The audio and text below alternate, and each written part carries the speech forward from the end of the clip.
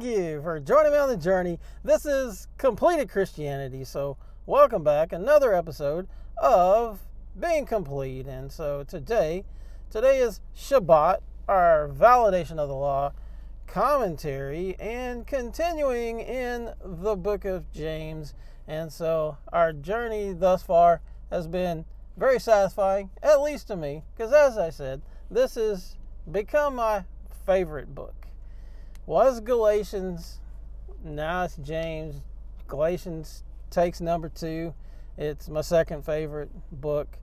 So James, let's jump into this and look at this today. So James. So we ended off last time with verse 14, I believe. So we're going to start back here with verse 12. So speak and so do as those who are to be judged by a Torah of freedom, or law of freedom, law of liberty.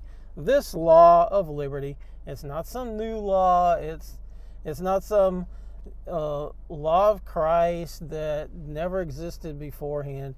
It is the law of the Father given through Moses. This law of the Father given through Moses is the law that the Messiah kept. It's the law that Paul kept. It's what Paul did when he said, imitate me as I imitate the Messiah. So this law of freedom is the Torah. And they had another law in their culture. They had another law that was a fence built around the law of the Father that was given through Moses. And this fence was the oral law. We know it today as the Talmud. And this oral law, it's a different law that basically they keep. And just like Messiah said, and just like Paul said to the Pharisees, they said, none of you keeps the law. And they didn't, because they had their own law that they built around the law of the Father given through Moses, and thus by doing so broke the law. And so they didn't keep the law. They broke it. So this Torah of freedom, it is the law of the Father given through Moses. There is no other standard in the Scripture. The Scripture says there can't be. It says that there will be one law for the native born and for the sojourner. It says this 3 different times. And when it says this, it's not like for certain people, for a certain time. It's for all time, for everybody. And the New Testament says so. It says that we'll be judged by that law. You just gloss over it when you're not looking at it from a first century Hebrew mind. You just gloss over it. And so, or a first century mind, a first century mind that's familiar with Hebrew concepts, which is a lot of what's being written to here, people that are already familiar with Hebrew concepts. So, but they had this other law that was a law of bondage. This oral law was a law of bondage, which is why they in Israel today they don't try to keep the law. They don't try to keep the Sabbath because there's too many laws. You just can't do it. So most Jews they don't keep the Sabbath because you can't, because the Pharisees have some 1,200 laws concerning the Sabbath, and you just can't do it all. You can't comprehend it all. So for the judgment is without compassion on the one who shows no compassion, and compassion boasts over judgment. My brothers, what use is it for anyone to say he has belief but does not have works, has faith but does not have works? This faith or belief is unable to save him.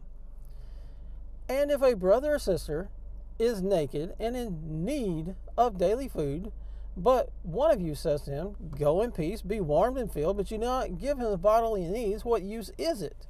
So this verse 14, 15, and 16, they all tie together. Okay, he's saying of belief but not works. Well, this 15 and 16, it's a work of the law. The law says to provide for the poor, for those who are in need. So this is a work of the law right here in 15 and 16, and he's connecting it with this, have belief but does not have works. And if a brother or sister is naked and needing daily food, but says to them, go in peace, be warmed and filled, but don't give them the bodily needs, what use is it? What use is your faith or belief if you don't have these works that the Father gives us? The Father tells us, he gives us this rule book and manual to follow, and we say, oh, we don't need that. Whoop, throw that out. And then we're like, man, wish we had a manual to follow. So also, belief, if it does not have works, it is in itself dead. But someone might say, you have belief and I have works. And these were the circumcision party, the Pharisees that believed in that Yeshua was the Messiah. They said, you have belief and I have works. Okay, you can be saved by that belief, but we're saved by these works. This is what was going on in Acts 15 and Galatians 2. When in Acts 15, when it says that certain men of the Pharisees that believed that they said it's needful to take the Gentiles and circumcise and keep the law. Well, the law that they were keeping was this oral law. This fence around the law was the law that they were keeping. And the circumcision that they were doing was unscriptural. They said after the manner of Moses, but that's only according to their doctrine. And the apostles opposed that because they knew that all this isn't according to the manner of Moses. And they opposed it. So these is exactly who he's talking about here. Acts 15, Galatians 2, the circumcision party. But someone might say, you have belief and I have works. Show me your belief without your works, and I shall show you my belief by my works. If you believe that the Mighty One is one, you do well. Demons also believe and shudder. So right there, just faith alone, that's not enough. Because the demons have faith alone. The demons have faith that he is. The demons have faith that he is the Mighty One of Israel. The demons know this, but they don't do the works of the Mighty One. They don't do the works that the Father gave through Moses. You believe that the Mighty One is one, you do well. The demons believe and shudder. Do you wish to know, O foolish man, that the belief without the works is dead?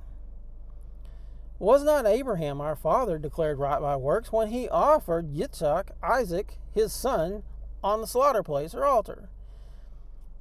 So it's saying, was he not declared right by these works? Because he heard the word and he did what the Father said. Do you see that the belief was working in his works, and by the works the belief was perfected? So the thing is if you believe something, you're going to do something. If you believe that your car is going to take you down the road and get you where you want to, then you're going to get in, you're going to drive it. But if you believe that if you're going on a 1,000-mile trip, you believe as soon as you get out of town it's going to break down, you're not going to go. You're going to try to get that thing fixed. Just like the analogy of a chair. Take a kid's chair and a 400-pound man. Well, he's not going to sit in that chair because his belief says this chair's not going to hold me. And the scripture was fulfilled, which says, Abraham believed the Mighty One, and it was reckoned to him for righteousness. And he called him he who loves the Mighty One, or the friend of the Mighty One. You see then that a man is declared right by works and not by belief alone. So right here, you have this contradiction of the Protestant mantra, which is why this right here, this whole chapter, but especially this right here, this is why Martin Luther, back in the 1500s, he wanted to throw out the book of James. He didn't want to include it in the scripture. He wanted to throw it out because it didn't support the doctrine of faith alone by grace alone. Because it says right here, it declared right by works and not by faith alone. So, or I think in the King James it says not by faith only. So right there, you have this contradiction with the scripture and to this Protestant doctrine of that we're saved by grace alone through faith alone. So, as we've talked about before, we're first by faith in the blood of Messiah, that he is able in his work to justify us. We believe that he is the one who is able. That blood is applied to our life, and we are justified from our past sin. Now, by the works of the law, we go forward and keep everything that the Father says that pertains to us. Some laws don't pertain to you. Some laws don't pertain to our time. But the majority of things do pertain, except for the things that are the sacrifices inside the Levitical priesthood, and there's no more Levitical priesthood, so you can no more do these sacrifices, which there's no more Levitical priesthood, because at least for the sin offerings, that Messiah was the offering once for all. So you see then that a man is declared right by works and not by belief alone. In the same way, was not Rahab the whore also declared right by works when she received the messengers and sent them out another way?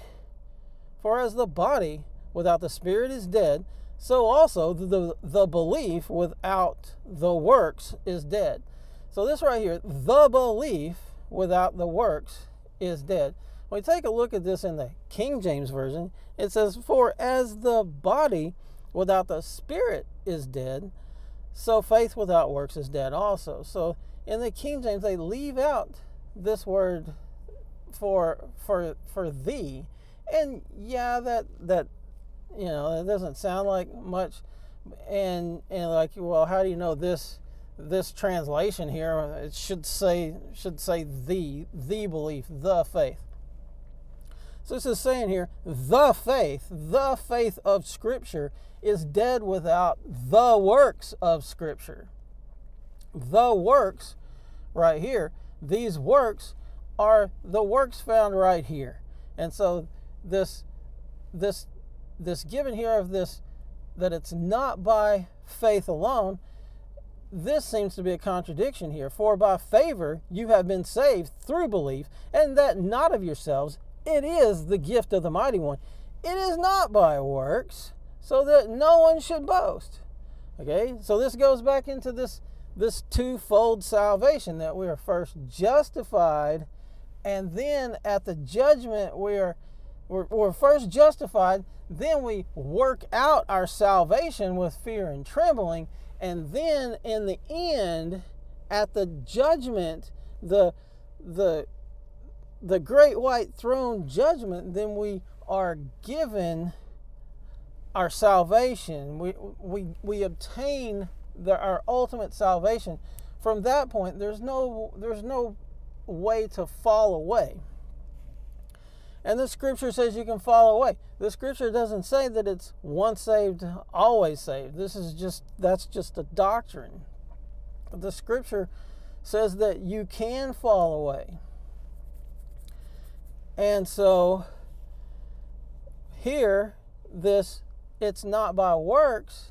It means that we're not justified by works alone. We're not justified just by the works. We don't start with that. You have to start with the blood of Messiah. You start there, then you continue in the works. And when you don't continue in the works, and you fall away at some point, then yeah, that salvation is nullified. And I dare say that salvation was never there if you actually fall away, because the Father knows the end from the beginning. So this continues on here, and it says, for we are his workmanship, created in Messiah Yahshua unto good works. Okay? So we are, so here it contradicts itself if you go by the normal and traditional interpretation. It's not by works, we're created for good works. So which is it? Okay? But the thing is the works, keeping the works of the law alone, that can never save you. It's never saved anyone. It's faith and works equals salvation in the end. Faith equals justification. You work out your salvation or justification. That justification is salvation from your past sin. Then you work out that salvation of your past sin by keeping the works of the law, and then you end up in the judgment, and then you obtain your salvation in the judgment. And this verse 10 here it basically ties that together. We are his workmanship, created in Messiah Yahshua unto good works, which the mighty one prepared beforehand that we should walk in them. So what, prior to the first century, what works did the mighty one prepare beforehand?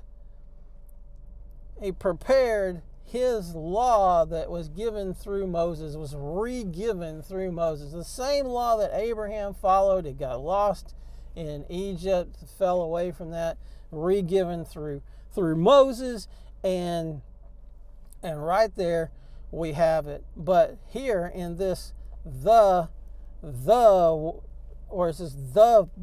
belief, the faith of Scripture, when we look at this in the Greek, this reverse interlinear, when you look at it down here, where are we at?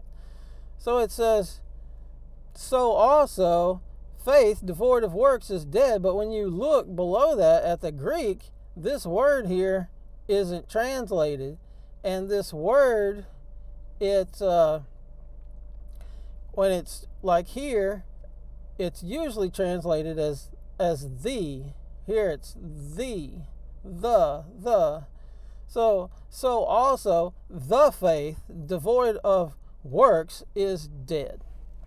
So right there, the faith includes the works, and these works, they are the works of the law. They are the only standard that's ever been given by which the Father can hold us accountable to. So right there, it's the only thing that the Father can hold us accountable to, and we are the ones that are to follow our Messiah, the Messiah of Israel. We are to follow him, and we are to keep all his ways. We are to keep all his ways. Psalm 89:34, my covenant I will not break, nor alter the word that has gone out of my lips. If you like the video, give us a thumbs up. Comments of opposition are welcome. Just don't say anything dumb like we're not under the law. We're under grace, because you've been taught to use that verse outside of the bounds of its intended context. Subscribe now. Smash that subscribe button and ring that bell so that you get notifications of all future videos.